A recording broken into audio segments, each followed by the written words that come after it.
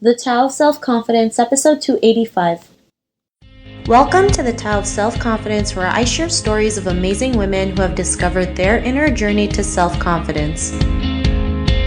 Visit our website at thetaoofselfconfidence.com. Your inner journey to self-confidence awaits. Well, hello friend. Welcome to the Tao of Self-Confidence, where I share stories of amazing women who have discovered their inner journey to self-confidence. I'm your host today, Sheena Yap Chan, and today I have an amazing lady on the show today. She's an author and also a humanitarian. And, I'm just really excited to have her on today to share her story and tips on self-confidence. So without further ado, I'm going to introduce you to Julia Legian. Julia, how are you today? Maybe you can fill in a little bit more about yourself to our listeners. Yeah, sure. I'm good. Thank you. Thank you so much for inviting me on your show. It's a great pleasure.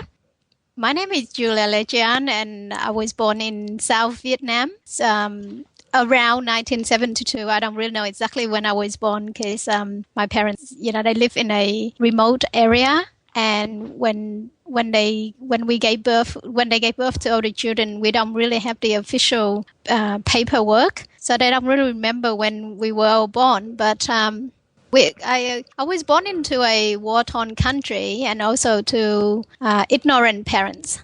My parents, they didn't really want me because I was born as a woman. So my whole life I've been struggle a lot just to find who I am and to learn to accept the person that I am because, throughout my whole entire life, I was been made to be ashamed of the person that who I am. And, it's kind of like you feel like you don't want to be a woman because there's so much baggage. And also nobody really wants you. I mean, this in my case, it's not, it doesn't apply to a lot of women out there. Yeah. Thanks for sharing that. And, I think a lot of women feel that way too, especially in Asian countries like in China and India, they still feel like that, women feel like they're not worthy, especially in China when they had the one child policy. It's like if they had a daughter, it was like such a disappointment. And it's like, they try to kill all these daughters because they want to have a son to carry the name. Yep. And it's such a sad thing to do. And then this is how women feel. They feel like, they're not worthy when really they are. Like, I love being a woman. It's the greatest thing in the world. And I'm really grateful for it. Yeah. But I just hope a lot more women can feel that way too. And, Yeah. Julia, what was your favorite self-confidence quote? It's actually this quote comes from one of my favorite poets, and his name is Ernest William Henley. And in that he said, "I am the master of my fate and the captain of my soul." Yeah, that's my favorite quote. Thanks for sharing that. And I like that you mentioned that because a lot of people feel like, their life is dictated by someone else, not realizing that they can choose to live life on their own terms when they realize it. So, that's a great quote that you mentioned. And in your own words, how would you define self-confidence? Well, self-confidence, this is something that, it's kind of like, it's very weird for me because when I was born, I was actually raised by my grandmother at a very young age because my parents didn't really want me. And so my grandmother taught me a lot of self-confidence. But when I returned and lived with my parents, I was stripped of all that. So basically, to me, I believe that self-confidence is someone that kind of like be able to walk their own talk and be able to stand up for their self-belief and also being authentic, being who you are and not afraid or not feeling ashamed of it. That's a great definition. And it's crazy how, how your self-confidence can change in environments. I always believe surrounding yourself, with the right people is so important. Like your grandmother was there to be your cheerleader, and then your parents was like the total opposite. Thanks for sharing that. And, what was your life like, before you discovered self-confidence? During the time I lived with my parents, I was suicidal because I didn't have self-belief, I didn't have self-confidence, and I didn't have I'm not allowed to have my own voice. So it feels like a zombie, like a dead person walking, with no direction, no purpose. And clueless of what I wanted to do in life, because I struggled so much in terms with, just finding who I am and why am I feeling so, or made to be, to feel, so ashamed of who I am. Well, when I was young, I didn't have that problem. So basically, a lot of it's quite extreme in the way that every single day I woke up and the only thought that ran through my mind was, how I'm going to kill myself that day. So it was tough and it was hard, and I really literally I didn't want to live. I just want to die, I didn't see the purpose of living, and I didn't see the purpose of being so, put in so much, going through so much suffering because of my parents, on ignorance and belief that I shouldn't be a woman. So that took a lot of courage to face my own demon, and also to stand up for myself, against my parents and tell them that, screw you, this is who I am, and I'm born as a woman, and there's not much I can do, and there's nothing I can change. And so I learned to accept who I am and move on, and my whole entire universe just changed. Just been accepting who I really am and just let it be. Thanks for sharing that. It's a good thing that you're still here today, and you didn't commit suicide, because there's so many people out there who get bullied. Yeah. I mean, your parents bullied you pretty much, and people who suffer from being bullied feel like they're worthless and they're better off just dying, right? Because they don't see a point to living. They just see so much, like pain and suffering. Anger and hatred and suffering. I mean, I did try a few times, but I didn't really succeed. Yeah. And I thank God for that. I think at the time I tried, but I didn't want to die. I just want the pain to go away. So, trying to commit suicide, just like calling out for help, just like somebody out there, please help me. How can I stop this pain? And I think a lot of people out there feeling the same way. They just want the pain to stop, but they don't.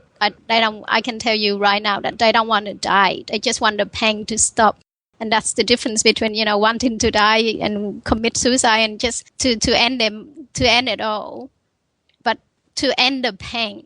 You know what I mean? Yeah, no, I totally agree. I mean, there's a big difference, right? And some people may think, ending their life is a way of ending their pain, but it's not. It's not. It's always up to you to end that pain when you can, when you have the courage. That's why it's so important to, surround yourself with great people. Know that you have it inside of you to be the person that you are today. And, because you were able to face off your parents, what's your, tell them that, you love yourself where you are regardless. What's your life been like now? Yeah, well, it's been amazing, and like what you said, I decided to surround myself with a lot of like-minded people, and I also have a few great mentors all over the world, around the world, and they taught me to accept who I am. They teach me how to move on with life, how to make it more productive, and also change my way of thinking.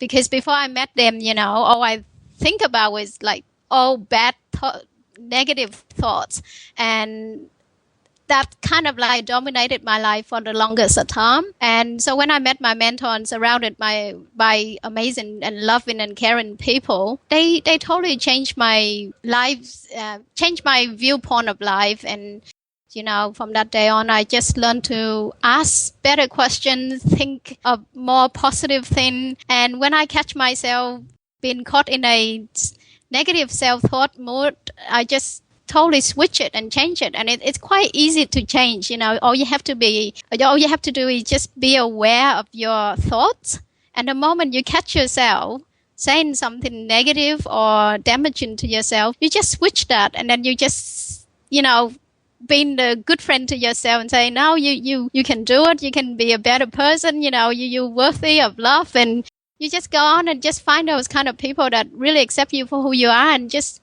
be around those people. Thanks again for sharing that, Julia. It's true, right? Anything can happen in an instant. How you think, thoughts. If you can think of what's the opposite of bad instantly, then that's right. It's just that easy, right? It's that simple, and people I think forget that, right? And Julia, to the woman who's listening to your episode, she may be going through a similar journey. What would be that one self-confidence tip you would give to the listener?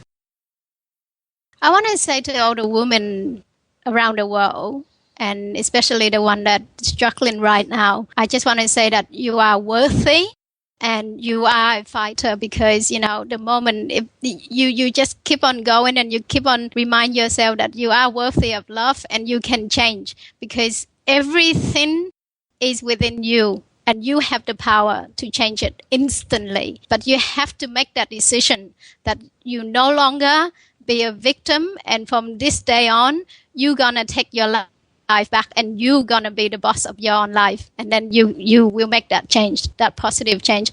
And just go out there and find positive people and hang around with them and learn from those people. Those are great tips. Thanks again for sharing that, Julia. And if our listeners wanted to get to know a little bit more about you and what you do, is there any links or social media profiles we can connect with? Yeah, they can find me on Facebook, Twitter, Google+. But if they want to know more about me, they just get onto theugly.daughter.com and they should get all the information there. I also have a book. It's a free book, the book that totally helped me change my life. And it's called Think and Grow Rich. And I make that available on my website for free, and they don't have to sign up or do anything. Just go straight to the website and download that book. And I hope that will help them, change their life too. Thanks for sharing that. And I love that book. It's a great read. I believe it's a must read for everyone. So to our listeners, if you want to connect with Julia, you can also head on over to thetowofselfconfidence.com and search for Julia's name. Her show notes will pop up along with everything else we talked about. And I really just want to thank Julia for taking the time to share her story and tips on self-confidence. So thank you so much. No worries. Thank you so much. And it's my great pleasure to be part of your show today, Sheena. I hope you have a good day. Thank you. And it was an honor having you on as well. To our listeners, be on the lookout for another new episode of another amazing woman's journey to self-confidence. And we'll talk to you soon. Bye for now. See ya. Thank you for tuning in to another amazing episode of the Tao of Self-Confidence. Want to learn how you can use podcasting to market your business? Download your free report by visiting our website at thetowofselfconfidence.com. Your inner journey to self-confidence awaits.